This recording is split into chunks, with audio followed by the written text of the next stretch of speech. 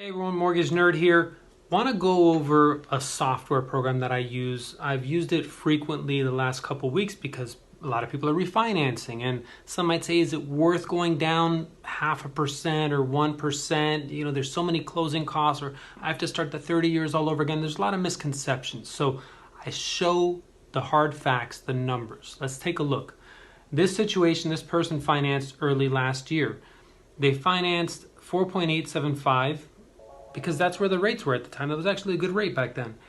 And now we're looking at the potential if we go to a 30-year 3.6, if we do a 29-year, this way they're not starting the 30 years all over again, it would be 3.6 also, but you're just not starting all over again.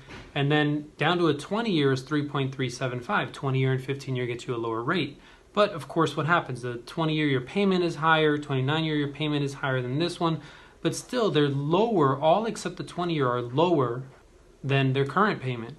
So the 20-year is still higher, but not by much. They're saving a lot of money in interest. A lot of more money is going to principal every month.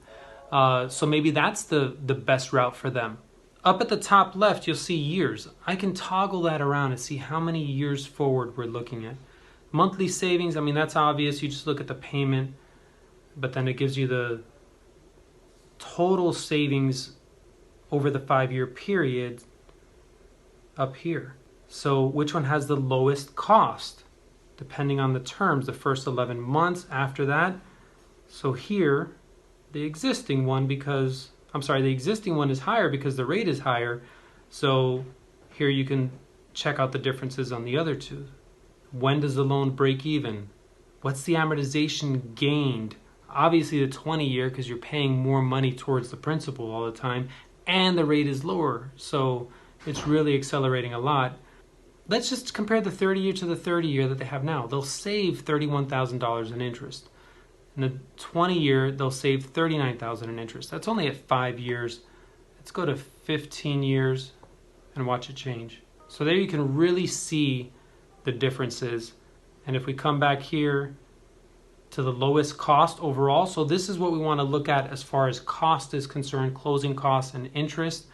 Is it really worth it? So here's the existing loan line, which has the lowest cost because there's no new closing costs, but where does it break even? You see the break-even points for the different mortgages. So that's what we got to see. I mean, if you're saving money after a year and a couple months, it's worth it. It's worth it. Who cares about the closing costs? You don't have to start the loan all over again. We can compare those two. So take a look at this. If you're interested, we can run this analysis for you, various scenarios, and I can send this to you and you can play with the toggle button.